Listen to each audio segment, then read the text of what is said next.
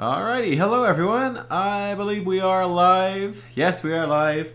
And welcome. Hopefully this is going to work. So cross your fingers that it will. It's a very, very cold Friday here in Ireland. We're going to be doing some coaching. So I'm actually way behind on my Patreon coaching. I'm actually really far behind on that. With covering Shadow of War and all the rest, I've not been keeping up to speed as I should. So what we're going to do today is I'm going to hopefully be able to guide you through my Patreon coaching process. Now this was from like a patch or two ago, so I'm not sure if the game will even load up properly. I hope it does. I know it did work before because I already watched this one back a while ago, but never got down to watching it. It was a total mess. But hopefully we get into this game, and then I'm going to guide you through the process that I would use. Here we go. It's loading up. Fantastic. Yes, and as you can see from the title of the stream, BattleNet beta server. So there has been a new update. Let me move my pop filter down on this as well. There we go. There has been a new update to BattleNet, which basically includes. This is my dressing gown. Yeah, keeping me warm. It's really cold. I also have a cup of tea to warm my hands. But yeah, there's been an update to BattleNet. You can sign up for the BattleNet beta, and in that there's a whole bunch of social functionality, a whole bunch of chat functionality. So I've already set up a server, and you guys, there's a link in the description. You guys can click on that, and that should invite you if you've. I think you might need to activate social first, the BattleNet beta first, and with that you're able to join in to the server. So yeah, I've been sitting in this load screen for about 10 minutes now, because we're about 3 minutes past, yeah. So I pressed the load button at 5-2, and we're still in this, so I'm not sure if this is going to work. We will cross our fingers. Shit. That's bad. I'm bad. I bet this one would... so I've covered that one, that's good. Yeah. Okay. I'll just ready up another one if this isn't going to work. That's such a mess if it doesn't. Here we go. This one should work as well. Now, here we go. It's loading. Hallelujah. I probably should have checked this morning that if this was going to work or not. I just assumed that it would. Probably incorrectly. But yeah, this is for Fatal Shadow. Who is, I know he's on stream yesterday. I'm not sure if he's on stream today. But hopefully he is. Yeah, I'm just going to do the one patron coaching today, and I'm going to show you like the difference in terms of how I'd approach the coaching for patrons and then just regular coaching. Alright, we're in the game. Fantastic. It's working. Mostly. My PC was running just generally slow today as well, so I'm not sure what's up with it. I was doing a lot of editing this morning, I've edited about 5 hours of video already, so... yeah, I mean, it's been a busy day. So hopefully this will run. I need to turn the desktop audio back on. Alright, yeah, so here we go. So this is, we got the coaching, it's up and running, and this is where Fatal Shadow is playing Greymane in Battlefield of Eternity 2. Go to his email. So this is what I always ask people to do. It's like the best thing to do is to send in, hopefully this won't crash by the way, because I've seen the email, he's saying it's a patch or two behind, and now I'm a patch or two behind the email itself, so it's quite a bit behind, but I don't think there's any major changes for us to watch out for. Okay, so first things first, he says he pieced together a build for the fly on Greymane. I do recommend, there's a link in all the descriptions to the videos where I've got builds on my Heroes Hearth page, so you can go and check out a build for the hero. There's also loads of other players there that have builds, because I try to keep mine up to date, but they're not always up to date. So you can find lots of good builds from good players on Heroes Hearth, and that's what I recommend. That's the website I would recommend for finding good builds, because I remember when I was watching this back the first time that the build wasn't fantastic, but we'll see. Philip's saying he doesn't understand Greymane's playstyle very well. He's heard it summarized as Vala at ranged, Illidan and melee. It's something like that, yeah. Understand how to play Vala fairly well, but historically have struggled with Illidan. Insights as the hero, potential talent builds will be welcome, and commentary on the gameplay itself. Alright, so that's what we're going to do in this one. And so what I like to do what I like to do, and will I be doing more group plays with Pally and the team? Yeah, we're going to be doing one tonight. So you got that to look forward to, another stream tonight. What we're going to do is we're going to speed up the thing, and I'm going to be using the speed controls. You can use plus and minus, and we'll just be zipping through the game. And what I want you guys in the chat to do as well is to like watch along and see if you guys spot anything either, right? See if you guys can spot anything. And we're going to like zip through the game one time fairly fast. Look for like bigger things, bigger plays, bigger mistakes, bigger strategies. Well, there's something right there, right? And then we're going to come back and I'm going to go through it slowly and we'll talk about what's going on just in general. So I'm already seeing a lot of stuff. So lots of kind of crazy fighting at the start. No one really going towards the solo lane. Then Hammer going to solo lane instead of anyone else. So yeah, there's lots of stuff happening here already. So we'll be looking at sort of general things. I'd say just look for bigger general things. A little bit Greymane focused, but mostly general things on the first way through, and then we'll kind of hone in on more Greymane specific things. I think it's a really helpful way to do it, especially for coaching, because obviously if you're watching your own game back, you've got a bit of a feel for what your own game looked like. You know kind of roughly what happened. Whereas when you're coaching something, you don't have any clue how it's going to go. So there can be, I think there's benefits to doing it both ways. Kind of a faster coaching way, and then like a blind coaching way. I think those things can be quite interesting to do.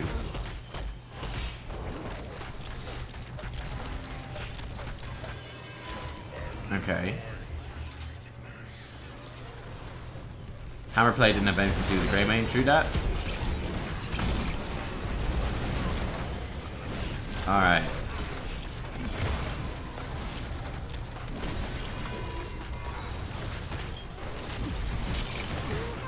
Alright, it's dead. Yeah, you can, yeah, that's one thing with Greymane for sure, as Bogdan is saying in chat.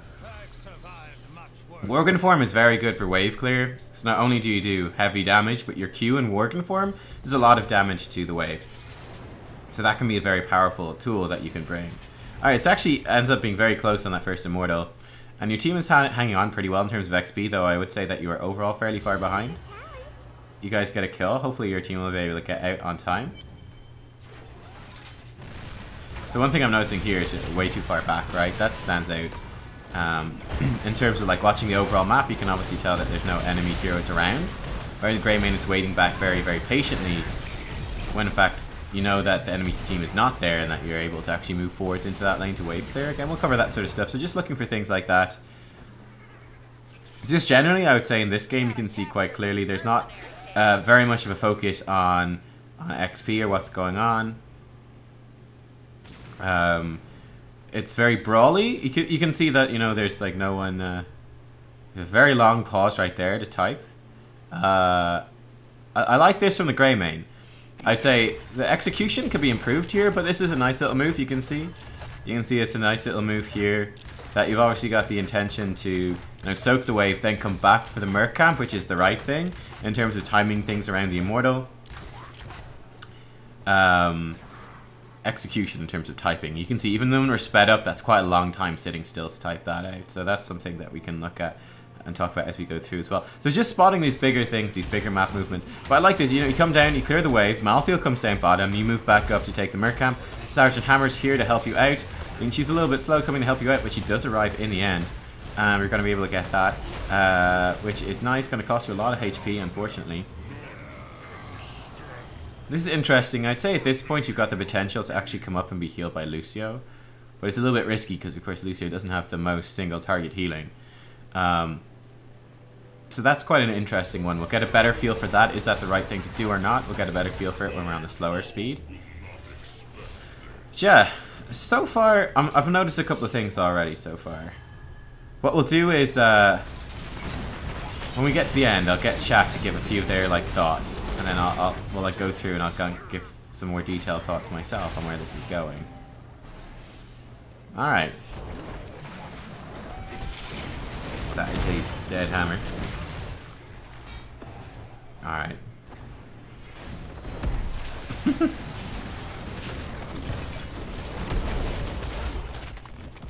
You can see they're very low on mana here, so that's something that you'd be paying attention to. KT in particular has got no mana, which means there's very little he can do in that fight. Oh! You think he... Oh my god. He lives! He lives! The team comps are weird. Yeah, so I think this is like silvery level play. I think it's about silver. Kind of a bit lower on silver. So that's what's going on there. So you can see, like, yeah, the enemy team doesn't have a proper tank. Neither team has a proper tank.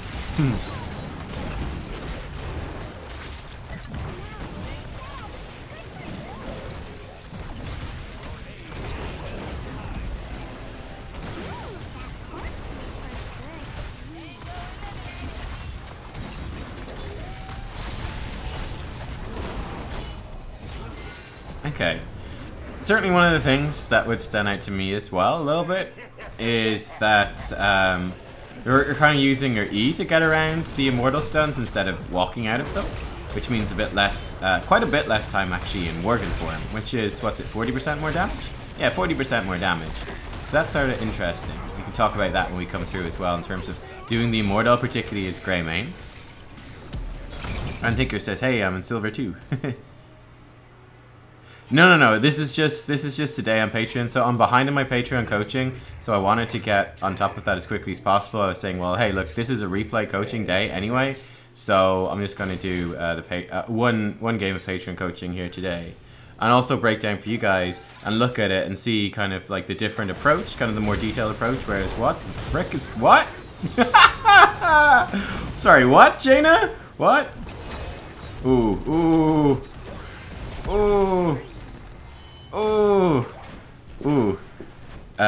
So yeah, that's something I definitely... So yeah, see the difference between Patreon coaching and the other one.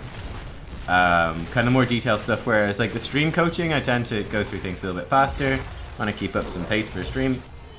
Yeah, and just give you insight into how, how you might approach your own games or looking at your own games and that sort of stuff. Yeah, that Jaina overstep. I'd say we'll talk about that as well when it comes through. That was, I'd say, a missed opportunity on the Sonya. But yeah, we'll see. Alright. We got Merc Camp, cool. You guys are ahead in XP now as well. Ahead on structures. Basically just ahead in general. Now, Sergeant Hammer's very far away, but yes, you can expect the enemy team will be going into their Merc Camp. Now, Malthael's gone in on his own and died.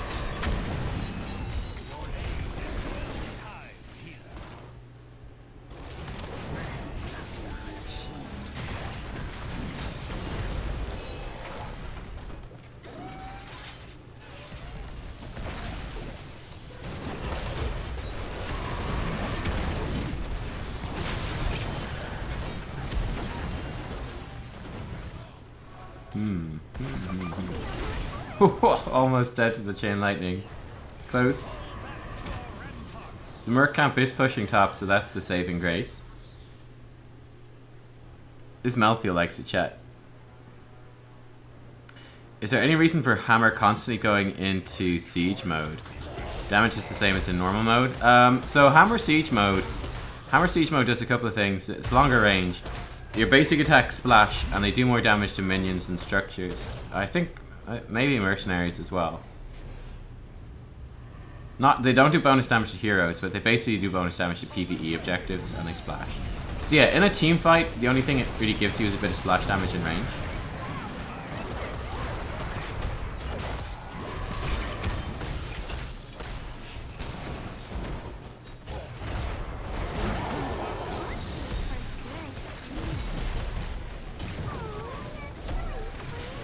Alright, yeah, there's definitely some mechanical things we can cover on Grey main. So yeah, mechanical stuff on Grey main, playing around the Immortal.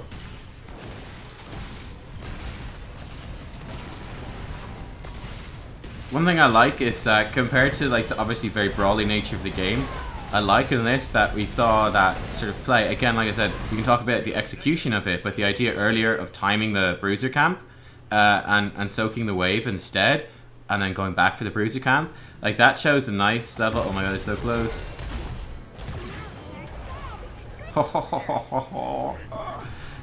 Kill off the end of it. So yeah, that's nice in terms of the map play. we might focus a bit more on some of the more mechanics in this game as opposed to the map play and improving that sort of stuff.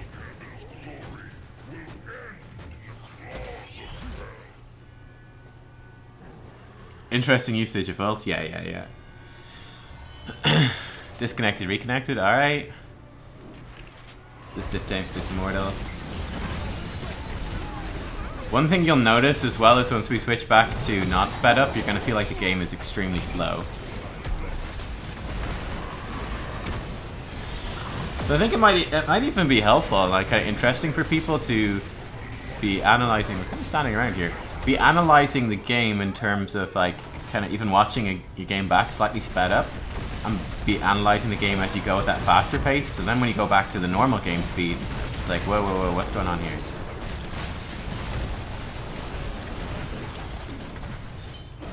Alright, I mean right there you can see miss a thrall kill and for the sake of getting a fountain. Not really worth it. But yeah, it's funny when you go back to normal game speed when it's so much slower, right? It's kind of like the idea of training wheels. You know, it's like playing tennis with like weights around your ankles or whatever, something like that.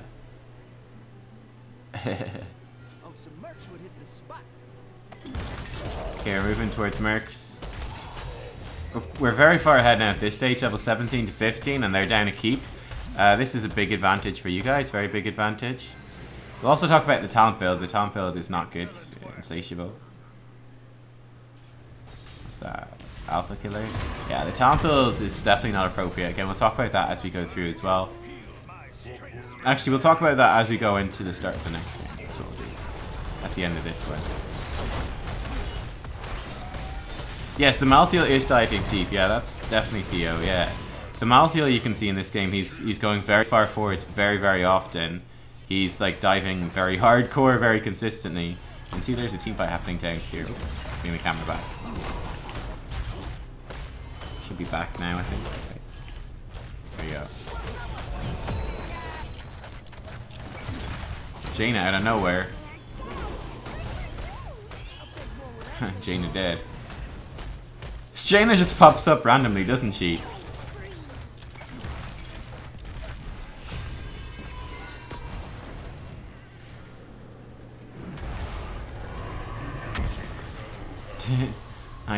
Nice shot by the Kel'Thuzad right there.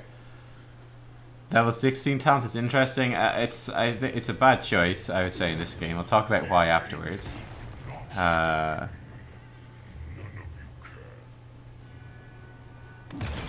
Joss is wondering, is he staying in Worgen form too long when there's not a lot going on? Take away some opportunity for poke and burst follow-up? Perhaps. What rank is this? It's about sort of silver.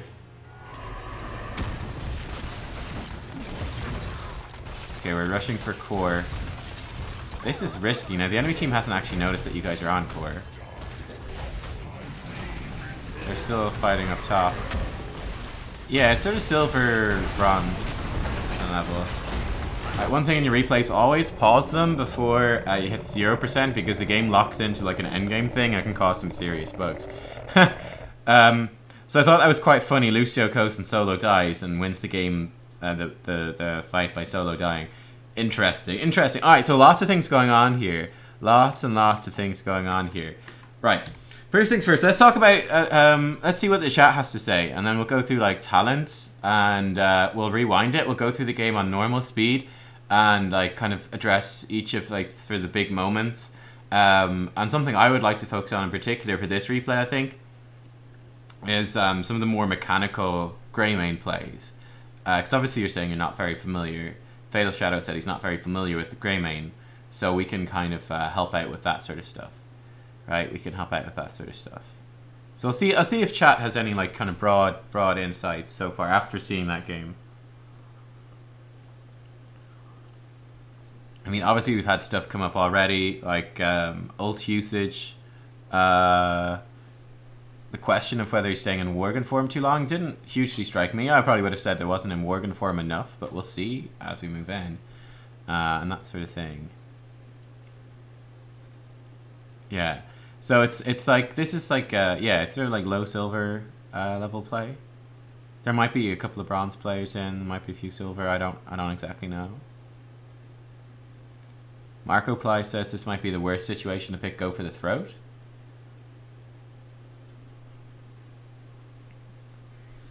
Bogdan says talent build is wonky.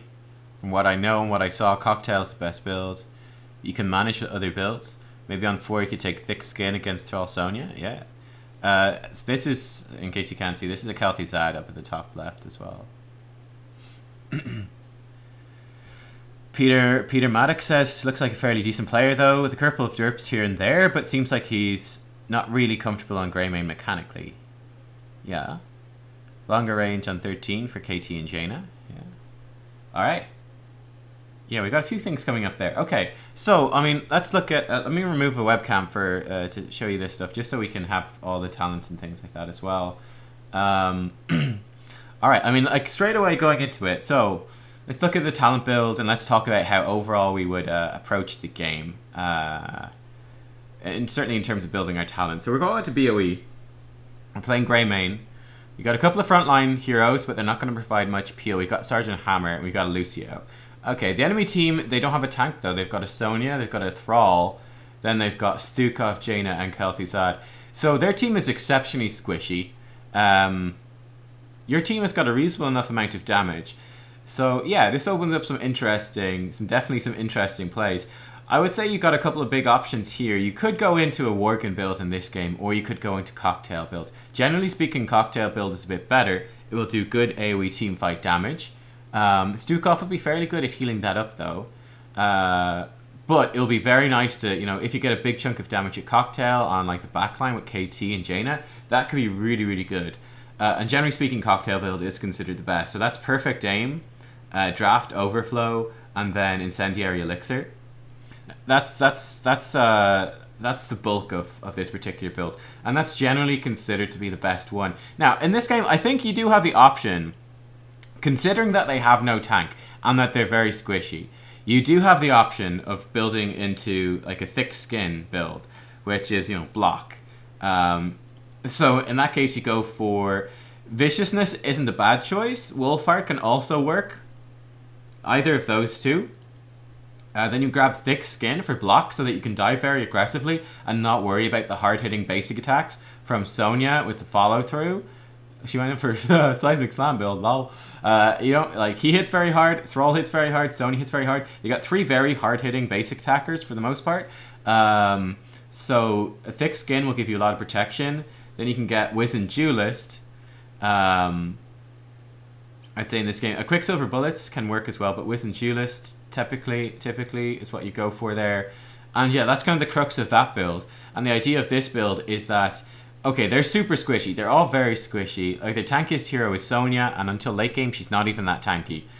So we've got a very good potential to kill them, right? Because they're not going to be able to deal with a Malthael diving, with, you know, Artanis diving as well. They're both very survivable heroes. You can have Sergeant Hammer at the back and you. I mean, if they focus you, your other heroes are going to be going ham. So I think you've got a pretty good setup with that. So yeah, this idea of like getting lots of kills because they're super squishy, being able to be more aggressive with Thick Skin, and then building up more basic attack damage with that, which will let you snowball off the Immortals. That's definitely an option. Usually I go for Cocktail build because it's safer. And I'd probably go for Cocktail build in this game myself, but I think Worgen build can work pretty well. I think Go for the Throat is definitely the correct option. I think it's definitely the correct option. We're having some debate on that in chat. I'd go for the Throat 100% of the time in this case. Cursed Bullet is pretty underwhelming here. I mean, they don't have that many squishy heroes. Your team does not have really any crowd control. You don't have any particular stuns. So the idea of, you know, as opposed to, let's say, you know, Muradin jumps in, stormbolts someone, you Cursed Bullet, and then your team dives in and collapses on that person and you nuke them down. You guys don't have that at all. Cursed Bullet is generally much better if they've got a tankier front line and you're going to be playing more from the back, more in human form, and you want to be attacking their front line more. Go for the Throat is a lot better if you've got a dive your team and they've got squishier heroes, which is exactly what's going on here.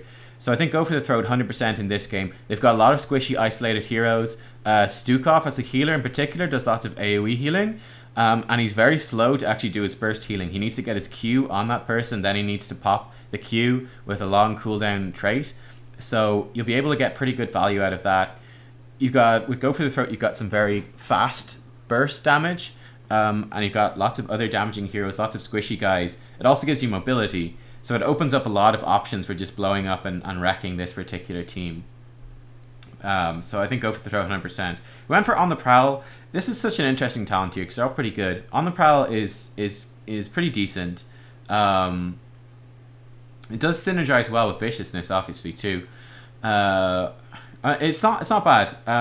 I'd probably be going for Running Wild, which gives you more range on your engages and disengage. This is the one I pick up 90% of the time.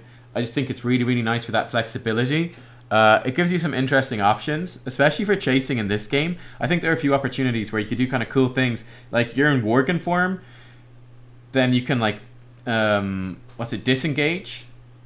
Let's say you're here and they've got a squishy hero here. You're in Worgen form. You can, like, disengage over to here, which will pop you back into human form. Then you can go for the throat over to here, and then you're back in Worgen form. You do a lot of burst. It opens up a lot of kind of cool options there, and it will help you obviously juke away from Thrall and Sonya dives, which have a bit of kind of like fairly quick engage in terms of Sonya spears in, Thrall pops Wind Fury and runs in. So they got kind of quick initiation, but then they completely drop off and they've got nothing after that. You can kind of juke away from that pretty nicely with Running Wild. So I think you got some cool options with that one. Over here, I think Alpha Killer is definitely the worst choice of the three in this case. You're working basic attacks against heroes doing bonus damage equal to the max HP. Again, first things first, you got a lot of very squishy heroes. Second thing, it's going to be difficult for you to be in the front. Like, they've got so much damage. It's going to be difficult to be in Worgen form on the front line. Typically, you're going to be jumping into Worgen form to burst a squishy hero, especially if you go for the throat. So the max HP damage is not fantastic.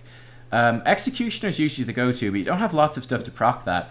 I'd say probably in this game, Eager Wolf, because you're on Battlefield of Eternity, right? 40% more attack speed bonus on Inner Beast.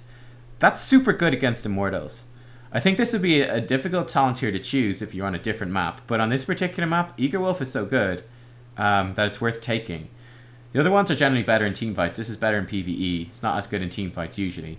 Because it can be hard to maintain Inner Beast and to get consistent attacks off. It's very much dependent on the comps. But yeah, I'd be going for Eager Wolf in this situation, just based on the map and off the team comps. And then at level 20, we didn't get there. But you'd be looking at probably Hunter's Blunderbuss. Just, you know, it's just the most consistent one. It's that nice poke splash damage. Your basic attack splash for 100% damage behind the target. That's super useful. I mean, perhaps they're so squishy unleashed. I don't know about that though. Perhaps Tooth and Claw. Hunter's Blunderbuss is just the most... It's the handiest, especially if you're on defense of an Immortal or pushing in with an Immortal and you can't actually go into Worgen form. It's a lot of extra value. Also worth noting that the splash from Hunter's Blunderbuss does combo with Executioner as well. It does proc Executioner. So that's a really nice combo late in the game. But yeah, I'd say that's the sort of stuff that's going on with... what I'd say is going on with the talents here. So I'd definitely be looking at kind of switching up the talent build a bit. I know you're saying that you created one in this game, kind of off the top of your head. So that's why it's not great. For example, Insatiable is quite weak as a talent. It's definitely the weakest talent at level 4. You definitely wouldn't want to take that. It sounds a lot better than it is, I suppose. Yeah, so that's sort of the stuff we've gone. I mean, one thing I will say is that you've got pretty decent synergy in terms of, like, at least you went for all the ones with the same picture for the most part, so that's good. But yeah, that's kind of what I'd say there in terms of talent build. And yeah, I mean, that also sort of dictates how you're looking to play Greymane, because you got a pretty big decision of, am I going to be playing a more ranged focused Greymane, or am I going to be playing a more melee focused Greymane? How aggressive should I be? That's a big question you always ask as Greymane going into a game. How aggressive should I be? Do I want to be staying back and poking, or do I want to be diving in more? Or when do I want to be diving in more? Maybe is the best question. When do I dive in? When do I burst someone? So, for example, it can be very difficult when you're against an Arthas, right? Because that's extremely punishing. If you misjudge your jump in against an Arthas, you get stuck in Arthas' slow, and then you're very much in trouble. But yeah, I'd say in this game you do want to be playing a fairly aggressive Greymane, because you've got, like I said, you've got some very tanky heroes that can dive in. You've got Lucio too as well, so you've got a pretty nice dive comp, and they're exceptionally squishy. If Sonya or Thrall ever overstep, you absolutely can blow those up. You can burst them down 100%. Or you can also be looking for flanks on the squishies. And we'll go back now and we'll see if there's any opportunities for that to actually happen. So let's rewind here to the beginning. Might take a little bit to rewind. Hopefully it doesn't crash. Oh my god, did it just rewind automatically? That's amazing. It never does that. Alright, cool.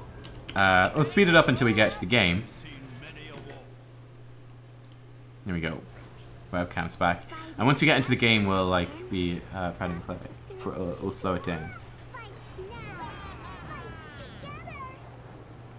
Okay, here we go. So we're in the game. So remember right at the start. So I mean, like initially this is kind of wonky. So we've got all 5 heroes are down in bottom lane, right? This is something that stood out to me. You got 5 heroes down in bottom lane, which means that no one can get to top. So I mean, this is just this early gameplay from your team, not you, but from your team, right? Is exceptionally poor. Like, it's going to take so long to get up to top. What does it mean then? If you're sending 5 down bottom, what's the plan? The plan, obviously, if you're sending 5 down to bottom, is you go, we're not taking top soak. We want to surprise them with 5 down bottom. So we want to make a big play. But instead, what happens here is you can see, you send 5 down to bottom, and then people are just standing AFK. So there's completely, absolutely no point to this at all. Like, this is the worst of both worlds, isn't it? It's the worst of both worlds. Instead of saying, okay, well, we'll sit back and play passive, and we'll send one person up to top and we're just going to get the XP. Fine. Yeah, great. That's fine. Or we'll send 5 to bottom and we'll try play aggressive, try get a kill to make up for the fact that we're not getting top soak. Alright, fine. But sending 5 down bottom to sit passively and then even get killed, that's really bad. I mean, you've got 2 heroes here that are totally AFK. Hammer sieges up out in the middle of nowhere. Hammer gets focused down and killed. Lucio is typing Malthael's AFK. I mean, it's just really bad play, just conceptually, right from the start. So that's something that definitely stood out to me the first time around. Now, you as the Greymane, there's not much you could have done right there. The Hammer sieged up outside. Your other 2 teammates were AFK, one typing, one just purely AFK. There's nothing that you can really do in that sort of situation. And you can see that, alright, from a start with 5 people bottom, you've lost 1 hero, you've got 2 heroes almost dead, they've both tapped a well. It's an awful, awful start. This really sucks, right? This really sucks, but there's nothing you can do about it.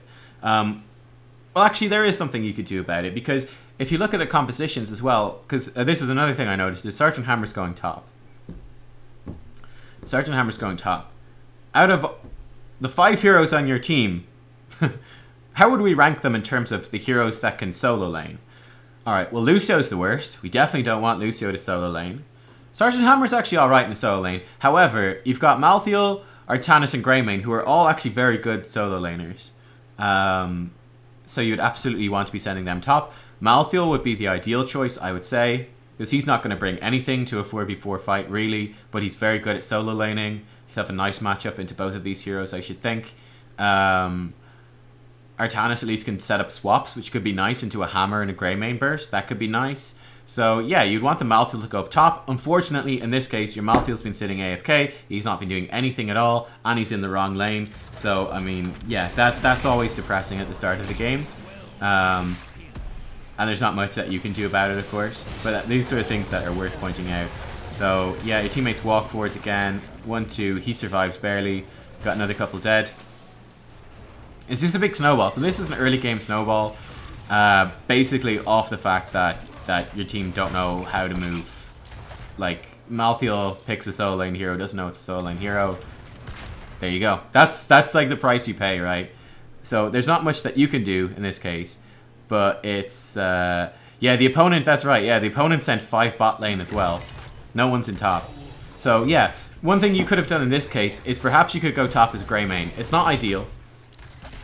It's definitely not ideal, I would say, given that you've got Malthael, but it might be worth doing. It's something that could be worth doing, is you prioritize the soak and tell your team to be passive. If you're noticing that this is happening in games, like quite often, I'm going to pause here. If this is happening a lot in games where your team picks stupid 5v5 fights and you keep losing early game, one thing that you can do is go, okay, well, let's stop opting into stupid 5v5 fights if we don't have a good 5v5 comp at the start. And what we'll do is, I'll just go soak a side lane and tell them, guys, I'm not there, play safe, and just force my team to play safe and just have this passive, boring early game, so at least you won't fall behind, and probably actually build up a bit of a lead, because as you saw in this game, enemy team's not soaking top either, so that's pretty good. Alright, moving into the first Immortal phase. Now, you got 2 heroes up top, and they're fairly low on life, and we got 2 heroes down bottom. So team's very split up, so you're definitely in danger here. This death timer is incorrect, so don't worry about that.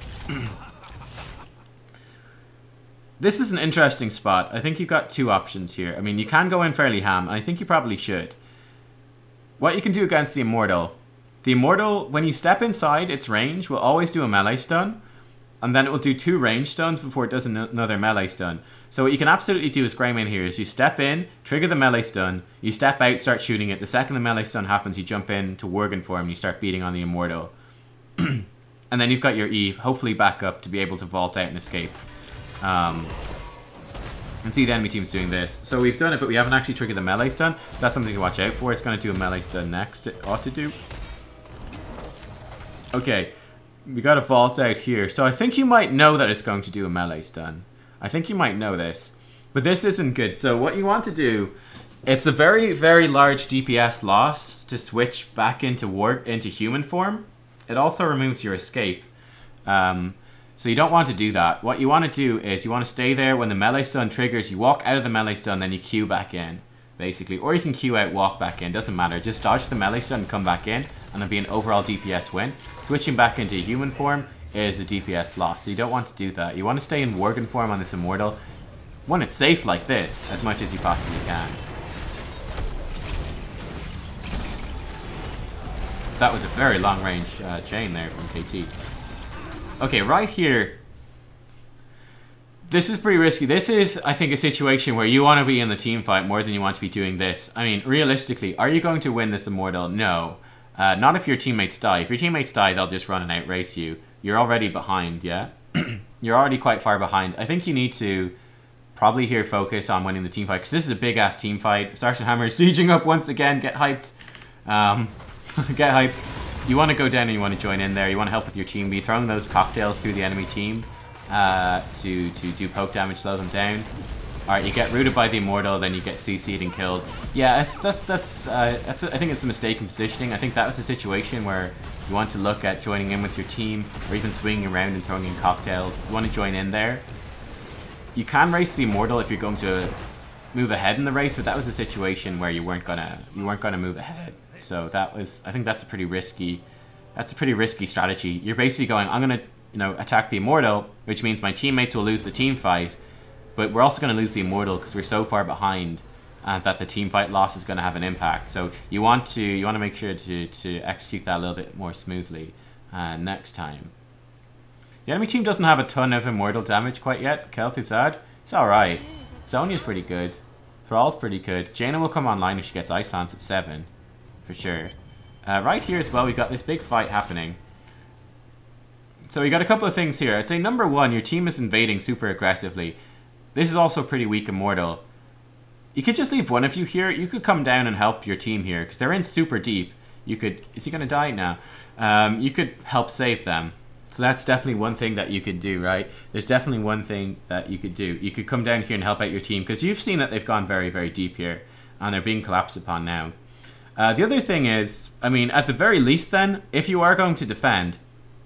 You know that your team is super deep. They've just chased the enemy off. You know, there's no enemy team members near here, right? There's none of them here. So this is such a nice opportunity for you to move forwards and to get some nice free Worgen damage on this Immortal, start burning it down and getting that extra value. Because we're losing valuable seconds here, sitting back, very passive, very safe. You're playing it very safe, but you're not actually in any danger. There's no danger because the enemy team is nowhere nearby. They can't be because they're over here. So that's a good situation for you to jump in and to actually get some damage down on them before they arrive. So we've queued into the enemy team, get hit by the root, hit by the Jaina thing, almost die. Yeah, you went in very aggressive right there. You want to be making sure to like juke to the side and not get hit by the CC, by the combos there. Very dangerous. Again, here I'd be very cautious about moving back. Bear in mind, this is like bronze/silver. I'd include gold in this, probably platinum as well, probably diamond too, to be honest. In this situation, your team is picking an aggressive fight here. They've moved very far forwards. They're still forcing this. I think this is a good time to be sticking with your team. Also, looking towards this is the thing that you really want to be getting, I'd say, at this point. Because looking at the map here right now, let's look at the map here right now, yeah? Where do you want to go? So if you remember from when we watched it back the first time, you and Sergeant Hammer run down to the Merc camp and then go, oh wait, but we don't want to take the Merc camp. It's too early to take the Merc camp. And then you run all the way bottom. So it's kind of it's a bit of wasted time. Generally speaking, after the Immortal, that's the point where you focus on the siege camps and obviously getting back to soak lanes and build up XP for the next phase. Get ready then to take your Bruiser camp going into the next Immortal phase. So that's something I would say here. This would be a good point, especially considering your team is going aggressive here. Perhaps look for an Artana swap or something like that. He's low on mana though. But perhaps be looking for a pick here, transition that into a siege camp up here and some lane pressure up top. You do want to come down and soak this wave down here as well. However, it's pushed in very, very far. And if your teammates are forcing a fight up top and the enemy team sends a couple of heroes down bottom, you're not going to be able to soak that really for a while until it pushes back out. So I think it's better to stay top and to join your team in trying to push that advantage. What's going on here? Whoa. Weird. Okay. So you can see here, like, instead of coming in and fighting, you can see that, like, this is what I'm talking about. There's this massive fight here. If you'd been there, that might have been a couple of kills, you know? And you can see right here, like, this is what I'm talking about right here. We've had this big, massive chunk of time where you've been sat typing. Sergeant Hammer is shooting this Merc camp. You don't want to be taking the Merc camp. You got the right idea in terms of calling for a retreat and that the Merc camp timing is correct. But I don't like the way that you ran here. At the very least, you know, run straight down because you're suspecting that the enemy team is here. And indeed, they are here. And you lost 2 heroes for kind of nothing. 1 second, Winston's just here. Winston, hello. Hello. Do you want to go to the toilet, Winston? There you go. I'm not sure if he wants to go to the toilet or if he's just saying hello. I think he's just saying hello. So yeah, that's something I would say. I'd also say you never want to be just standing still and typing unless there's nothing else to do. But in this case, there are things to do. You could also, of course, come down and do this siege camp. Or you could push this in. There's a couple of options. But there's stuff you could do. I mean, at the very least, you could be running down to that bottom lane and typing as you go. There's no need to sit still and to type. That's not helping anyone. The camera is bugged out for some reason. There we go. It's back. Don't give up in a camp. I mean, it's not the right time to take a camp. And also a couple more heroes up top. You can see what I'm talking about here. This map movement thing, which you're a part of there, has ultimately resulted in, I think that's now 4 deaths for your team. So that's very, very clunky. You got the right idea of taking the Bruiser camp, but the way that you moved could have been a lot better. I think, again, to reiterate, at this level of play, considering the way that players play, when your teammates are picking a YOLO stupid fight in the top lane, it's not even that stupid, you know, it could work out. I think that's the fight that you want to be looking at, and that's the fight that you want to come and help them with. Again, here you want to be using that Worgen form as quickly as possible. You want to be like, burning down the big guy. Another thing is you kind of want to aim it so that your Q will hit all of them, and then you'll be right back to basic attacking the main target. So I'd say against this camp, you want to be basic attacking the big guy and then queuing through all of them.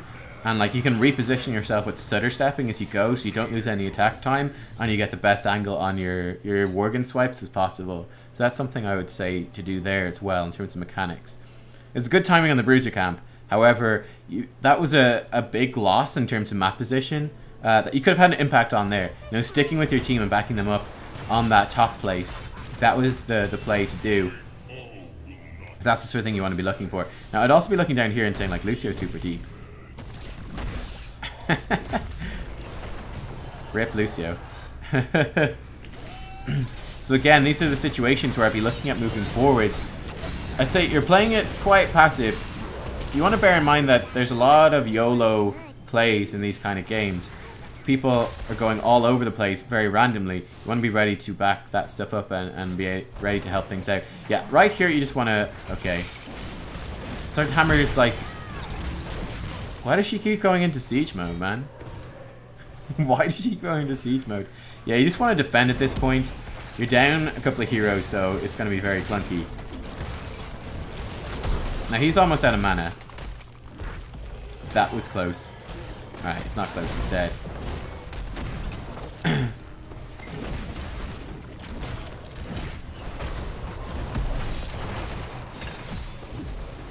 Yeah, I mean, your goal in this section is to be playing it safe, right? Bear in mind, like, you just lost a bunch of heroes and you're losing more and more and more as you're going. You're really lucky in that section to poke and get good trades from a position of safety under the Immortal. So yeah, right there you want to be playing it a little bit more safe. You know, you can burst fairly aggressively with Worgen form when someone steps too far forwards, and then use your E to get back out again. But yeah, like that's like a clunky situation. All right.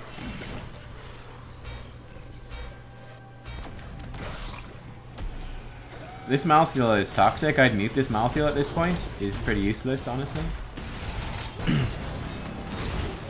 You want to kill the Jaina with the basic attack? Alright. So right there you had the option to, you know, Q after the Jaina, hit her with a basic attack, and then chase after the Kel'Thuzad as well. Or the Sonya. Right here, you want to Worgen form on this guy. He will die, yeah, nice, good. Alright, and there you want to stay in Worgen form as well. So yeah, it's just using that movement and making the most out of that transition. That's a very easy situation to finish the one of them off with Worgen form, then use the movement of switching back to human form to chase someone else, and then moving back onto your own Immortal. You want to stay in Worgen form to get maximum damage out on it. Just get it down a little bit quicker. Small thing, but it does add up to a lot.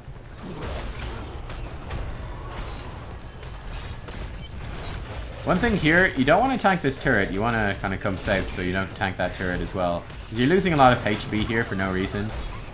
Tanking this turret. And the Lucio can't really heal you up. So, I mean, we lost a massive chunk of our HP bar there for no reason, right? You're tanking a turret you don't need to tank. You can simply move slightly to the south. You're still hitting the fort. And you're not losing that HP. So, yeah, I'd definitely be looking at that. Also, interesting in this game, there's so many, because we saw this at the end, that's how the game ends as well, isn't it? Split pushes, instead, like, you're gonna have to tap a well here. I mean, that's HP that you lost for no reason. You could have saved a 2-minute cooldown. Yeah, enemy team's here, there's no way for you to fight that, yeah, good.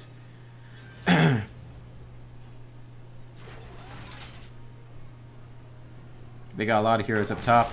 We've got stuff happening down here. Oh, this is where the Jaina walks in and dies. Sorry, I missed that second time around. Right here. Alright, that's a misplay. That's a kill on the Sonya right there. That's a kill on the Sonya right there. You've got Go for the Throat, which is a big burst of damage. You just chase her in Worgen form, use your Worgen Qs, and then blow her up with a Go for the Throat, right?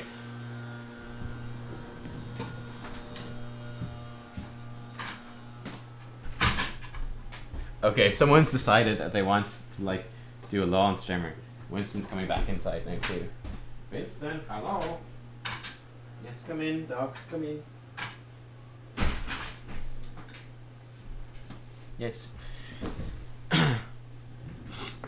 Okay, so yeah, that's what I would say.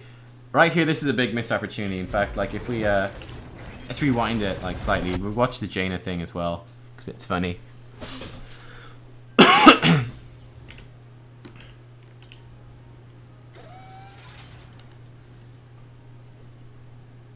So, like, she's trying to turret dive him and misses, even. Okay, so this is a good opportunity. You're going to be able to do lots of damage to this Sonya. She's going to be shot by the Ford as well. Hammer can do good damage. So you want to be, like, basic attacking her and then queuing back in front of her. So you can see there, instead of chasing, you queued back through her instead of queuing back in front of her. So you lost out on a lot of damage because now she's walking away. Now you can queue after her. Okay, so you can see there's like a fraction of a second, like 0.5 second or something on your Worgen queue. Instead, you use your Dark Flight to gap close, which means that, number one, you're not doing damage from the Razor Swipe. Number two, you're doing 40% less damage with your basic attacks as you're in human form. And number three, you now don't have an escape with your E because you've just E'd in. It's on cooldown now. And then you can see you don't have enough damage to actually kill her, not even close. If you went in, so instead of queuing through that Sonya and being kited away, if you're hitting her, you queue through her, you stay in front of her in the direction she's got to run. So she's got to run this way, and you stay on this side of her. You get those attacks in. You can hit her with a couple of Qs for that extra damage. Couple of more Worgen basic attacks. Go for the throat. Dead Sonya, right? Instead, you've gone in, you've actually lost a lot of HP, and the Sonya walks away alive, right? That's a situation where she's gone in exceptionally deep, it's a massive misplay from the Jaina. It's a massive misplay from the Sonya as well. That's a situation where you want to punish it. So yeah, staying in a good position with your Qs there, getting those basic attacks with Worgen form in again. To reiterate, 40% more damage in Worgen form in a situation like that where they're massively overextended and you just want to kill them. And you've got to go for the throat as well, which is a massive, as well, burst of damage to finish them off. So yeah, you had a really nice setup right there that you could have used.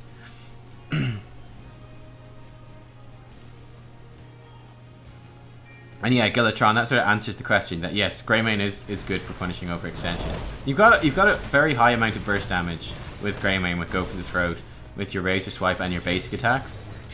It's a lot of burst damage. So you can like wreck people pretty hard with that. Okay, so right here as well, this was an interesting one. Because I could see this going either way. So what happens here is the enemy team, this is like bronze silver. They're obviously going to go to this bruiser camp, right? Look, there's nothing else on the map, right? Now this wave is basically dead. What should the enemy team do? Should they position intelligently, or should they just go and do the one thing that they can do? Of course they're going to go and do this bruiser camp. Of course they are. So you know that they're going to be there. And that they're going to be tunnel vision on this bruiser camp. Because it's bronze slash silver slash gold slash even platinum as well. Of course they're going to do it. They're going to do it every single time. They're going to tunnel vision this bruiser camp. This is an opportunity. This is an opportunity to maybe dive them and gank them. Now, what happens is Malthael goes in alone, gets killed, and starts flaming his team. Not very useful. One thing to note in this situation, number one, Lucio's fairly far back, but he'll be able to get there pretty quickly because he can wall skid, wall skid, wall skid. Little wall skid hop there, and then the camera's locked. He can wall skid around. So he'll get there pretty quick. Sergeant Hammer's very far away. So going into this, this is a gank opportunity that you want to take relatively cautiously. Also bear in mind, you don't have Sound Barrier, you don't have Tormented Souls, so it's a pretty big risk. Perhaps you want to peek around, you want to see, do they have someone that's low on HP, tunnel visioned in on this bruiser camp? Perhaps we can jump in and kill them. There's a good chance that the heroes over here, again, because it's low level play, what they're going to do is they're going to turn around and they're going to keep attacking the bruiser camp to try capture the bruiser camp instead of fighting the heroes, which means they'll lose the team fight and then lose the bruiser camp. Classic mistake that happens as well. People just focusing on the PvE objectives, lose the PvP ones, and then lose the PvE ones anyway because they lost PvP. So that's something that you're looking for here, but you need to go in cautiously because in terms of your heroics, particularly Tormented Souls being missing, and also Sound Barrier, particularly because of the position of Sergeant Hammer, this is quite a big risk. So yeah, now you're too far back. You want to be following up more because this guy's obviously going in. Alright, so right here, okay, cool. He went in too far. You want to peek around. They're all in full HP. Get the fuck out of there. He gets CC'd. He gets killed. So, and then I think he blames his team. That's his fault. Right? That's massively his fault. You were all there. So, Malthael can't look at the minimap. Feels bad, man. Feels bad, man. He can't look at the minimap, but he's able to insult his team in chat. Wonderful. Wonderful. That's really nice. But yeah, so, I mean, yeah, you're just looking at that, and that's breaking down that play. I think it's a good idea to check, but you want to be checking cautiously, especially considering Lucio's a little bit further back. Obviously, walking right into the melee range and then running away and getting killed is pretty dumb. You don't want to do that. Sorry, at this point as well, Malthael's like, defend... Fuck me, man. Fuck me. He's like, guys, come over here. It's like, but we're in a giant team fight over here, though. It's like, wait, what? Like, all he's doing here is distracting you guys with unnecessary pings. Are you going to be able to act on this ping? I mean, look, obviously not. Obviously not. Obviously not. Right, so I mean, this is the enemy team's immortal. You obviously don't want to be forcing an aggressive here. That's super risky, right? That's super risky because, I mean, you guys are almost dying. You just lost Malthael. You're down heroes. Enemy team is defender's advantage fighting under the immortal. You don't want to be going in there aggressive. Malthael dives in, gets himself killed. Man, I didn't notice as much when we were going through on fast forward, but watching this back now, this Malthael is tilting me very much. So he's stupid. He is a stupido. He's stupido Malthael. GG, he says. This is like the worst kind of player, isn't it? The guy that does consistently stupid stuff, blames his team in chat, then it's like, God, I'm giving up, guys. It's like, well, you know what? One of the main reasons that you're behind is because you're an idiot. And, like, You know, if you're an idiot, at least have the honesty to acknowledge that when you do something stupid, you know? And don't be like calling GG and giving up and making dumbass plays and not be owning up to it, you know? That's how to stay in bronze forever, team. That's how to stay in bronze forever. At least his talent build's not awful. Okay, we're going in here aggressive. Yeah, this is pretty nice. Okay, right here, I think you had a good opportunity. This is, again, Greymane specific things. Greymane specific things. I'd say going through this, you've got a pretty good opportunity to wreck these guys. I'd say if they're very good players, I'd be more scared. But considering that it's like bronze silver, there's massive opportunity for outplay. You even have this guy down here. So what you could do, you totally could do, is you keep chasing this guy because you're very close to getting go for the throat and getting a reset. So you just chase him, get one more razor swipe. That might even be enough. Maybe another basic attack after the razor swipe. Then you can trigger go for the throat, get the reset. Then potentially you can go and burst the Jaina. Also potentially you could just jump over the wall with the go for the throat and get him, right? So that's a situation right there where you actually want to go aggressive. You actually want to go aggressive. You burn the go for the throat and the Jaina. She's on full HP. Thrall arrives. Thrall kills you. Yeah, so again, let's like to rewind slightly on that one. Just ever so slightly.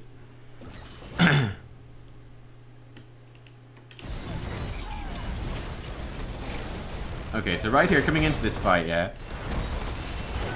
Number one, you're too far back. You want to be engaging aggressively here. This is your immortal. The enemy team, Sonya's almost dead. Sorry, I didn't point this out the first time, but look, you're running in circles on your horse. This is a fantastic team fight for you to take. I mean, Jaina's not even there. She's clearing a merc camp, and you've seen that in advance because she's obviously clearing it. This is your immortal. Your team is diving in. This is a nice fight to take, right? Defender's advantage. You guys have them outmanned, outnumbered. You could have easily killed that Sonya a bit quicker. Easily kill this guy as well. And perhaps kill the Thrall. Alright, so we're deciding to chase the Kel'Thuzad. Yeah, so like Q, go for the throat, then even go for the throat Jaina, and then like beat her up right there. You're getting scared. You've got like all your stuff available. We go for the throat, then full health Jaina. Thrall arrives and kills you. Yeah, so that was a lot of missed opportunity for Greymane. I missed that first bit, sorry. Where you're running in circles when you had a really nice fight there. Defender's advantage. Equal numbers. Going in with Tormented Souls. That's the fight you want to take. And then, yeah, I think, you know, you want to focus the... I would have killed Stukov, personally. Engage that quicker, kill the Stukov, get a reset, then maybe kill the Thrall. Seeing as you did chase the Kel'Thuzad, though, kill the Kel'Thuzad, get the reset. Possibly kill the Jaina, too. This hammer is so bad. So bad. Alright, back to camera. How do I hide the time lapse? It's Control Shift and O. Control Shift O. Alright, good. You kill the KT. That's good. And your thing is pushing here as well. Alright. It's not going to be a very strong push, but it will be a push. I think at this point you do want to go and you want to push that in. You want to try to get a keep. Yes, there's lots of XP up top. You don't need 2 heroes to do it, though. This is throwing away an advantage. So this is a massive overcommitment. You obviously want to be pushing bottom. It's a weak immortal, but you want to be getting as much keep damage as you can. Bear in mind the KT is dead for this as well. There's no purpose in having 2 heroes up here. You're not going to push down that keep. It's not really going to happen. You only need one of you to clear that. Okay, you DC'd. Alright. Alright, we're back in. Perhaps it was a DC. But yeah, you want to be coming in. Like, you send 2 heroes up there to soak. Like, you only need one, like, 2 heroes don't soak twice as much. They only soak the same thing. So, one of those heroes is totally wasted. One of those heroes is totally wasted. When they could be, they're both ranged damage dealers. They both be incredibly useful down here. That was the situation to kill that Sonya as well. Alright, that's good. You can keep diving here a little bit, I would say.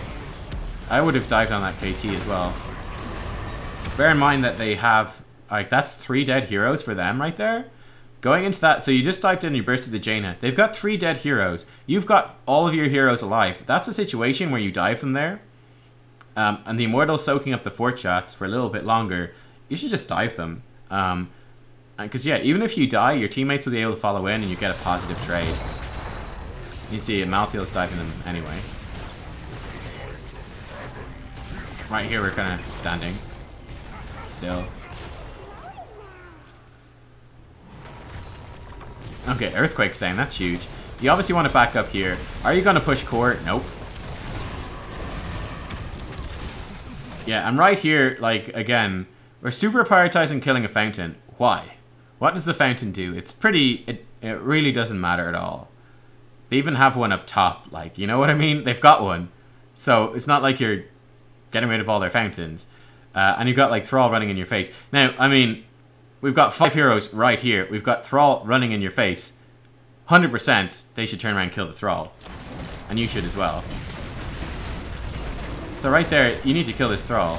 Worgen form, kill him, kill him. Why are we not killing the Thrall? That should 120% be a dead Thrall. Why is there a dead fountain and not a dead Thrall? That's a massive mistake. Fountain is irrelevant, doesn't matter. This one's still there. Oh, is it gone? I don't know, it's not showing on the map now. Look, it doesn't matter either way. Fountain doesn't matter. Also, doing this is risky because your teammates are still fighting, yeah? So again, I'd be very prioritizing joining in with my teammates there, but you should have killed that Thrall. Like, absolutely no excuse for not killing that. You need to do that. Like I said, classic mistake that happens a lot in these games is heroes focus on killing the objective when there's other heroes right there, and then you end up being very far behind because you're not killing the heroes, right? Hello, Winston. Do you want to go out the back? Do you want to go out the back? Can I get a good angle on you? Hello, Winston. You want to go out the back? Good. He's just looking at me. Okay, let me pause. Here you go. The hedge strimmer stopped hedge strimming, so we can do it. It's all good. Alright. It's a good timing on the bruiser camp. Alright, so immediately I'm looking and going, alright, Stukov is here doing this. Fantastic. Let's go erase the Immortal. If we see them damaging our Immortal, we go kill them.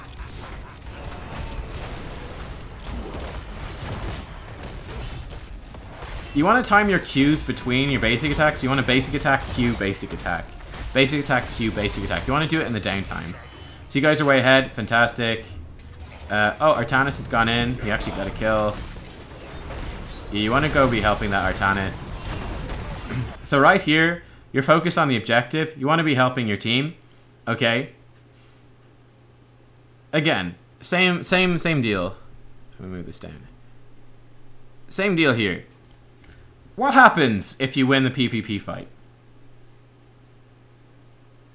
Well, you win the PvP fight. They're all dead. You take an easy Immortal, push through top lane, win the game. Simple. Right?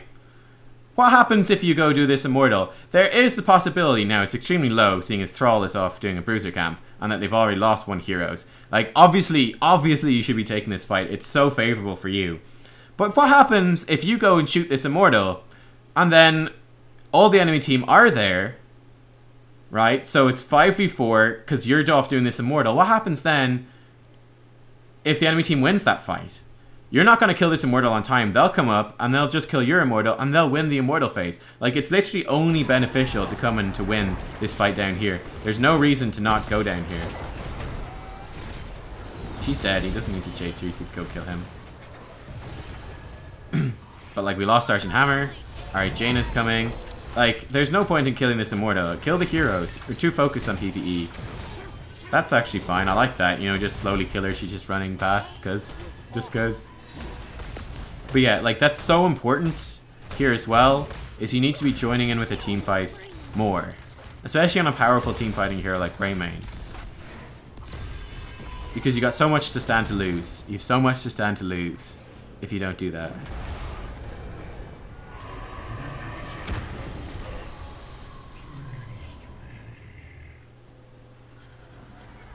Damn, Winston grew up? Yeah, he did. He's a big boy now. He's a big dog. Alright, then right here as well. This is like a basically full shield Immortal. You've got two heroes dead, but I think you want to push it in a little bit. You know what? This actually isn't so bad. Now I'm watching it back at this speed. Considering they're all alive and you're down two heroes, I think actually pushing in bottom is fine. It's going to kill the keep no matter what. So I think it's okay. You're pushing in the catapults, create some split pressure. It's not bad. Now, they are like super overextending though. I think this is where you want to go, oh, okay, well, like they're over chasing Lucio. You want to just like run top and kill them. Then you can go core afterwards. But yeah, this ought to kill the keep no matter what. Oh, it's going for that. Cool. Fountain was still there. It's in display for a bit. Oh, wow. Oh, Lucio gets pushed in. Alright.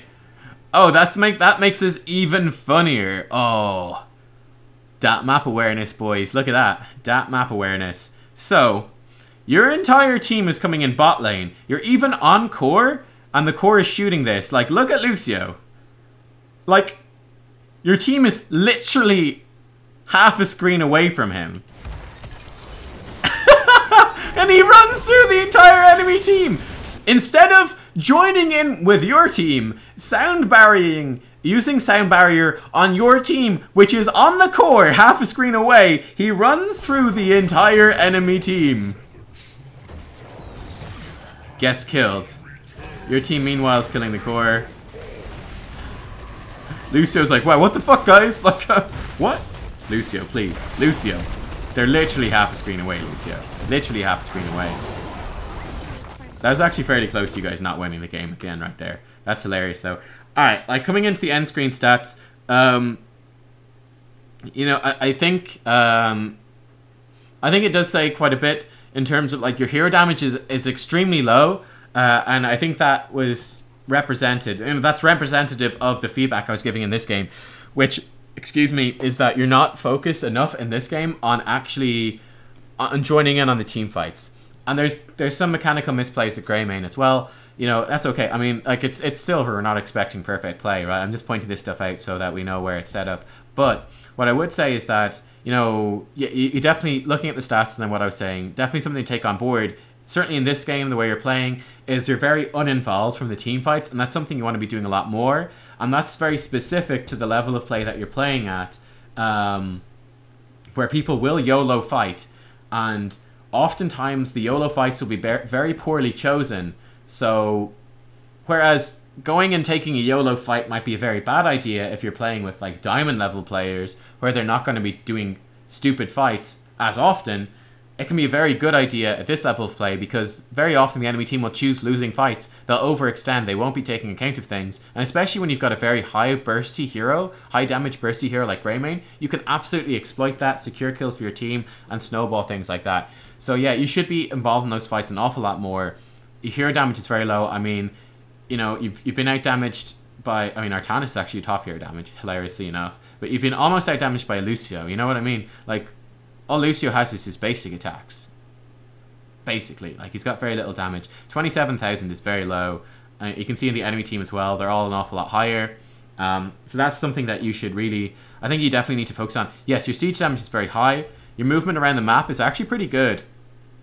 In terms of the PvE, and doing PvE is pretty good. It's certainly a step above, which is nice. You know, like, you've obviously got a good idea, like, oh yeah, we want to do the bruiser camp at this particular time, and obviously your teammates have no clue about that at all. So that's nice.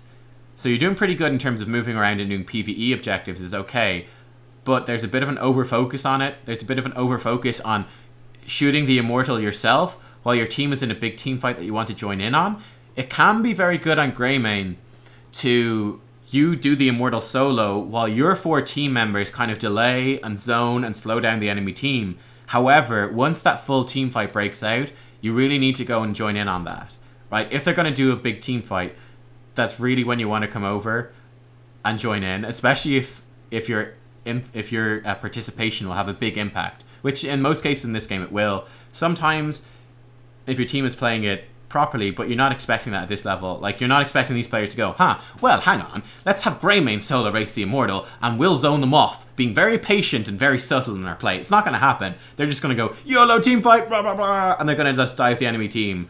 And if you don't join in, and they've dived 4v5, because they're not thinking, you know, it's going to turn out very, very badly for you.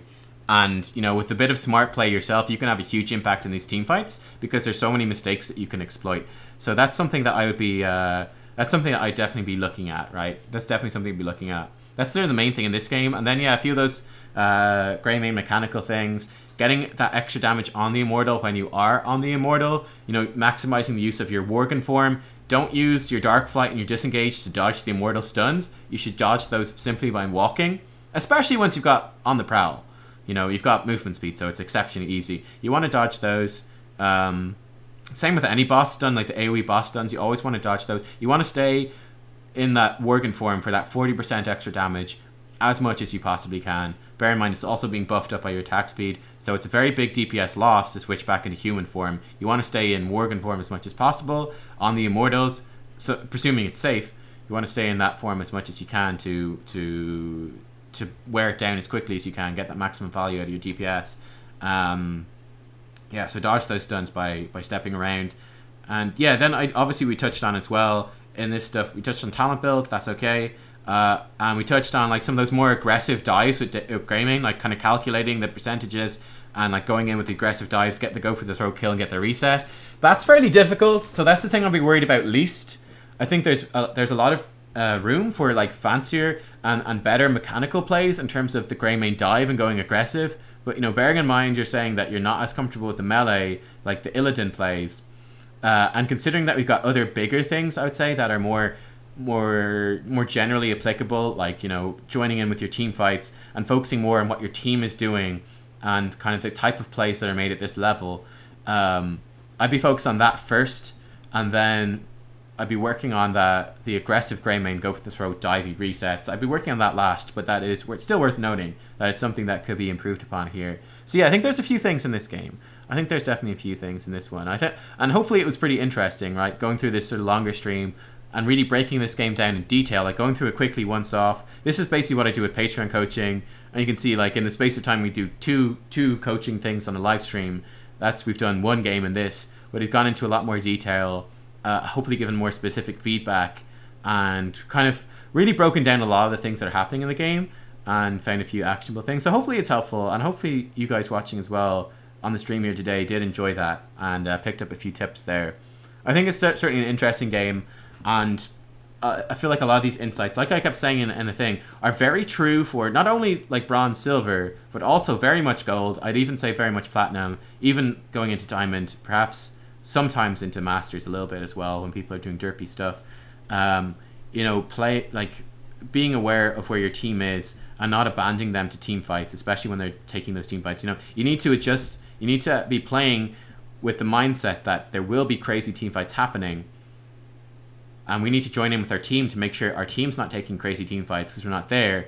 And then when the enemy team is split up, we want to be aware of that. They're going to take crazy team fights when they're split up too, and we can exploit that, right, by punishing them when we can look at it and we can see that they're making a mistake. That's when we go in and we punish. So yeah.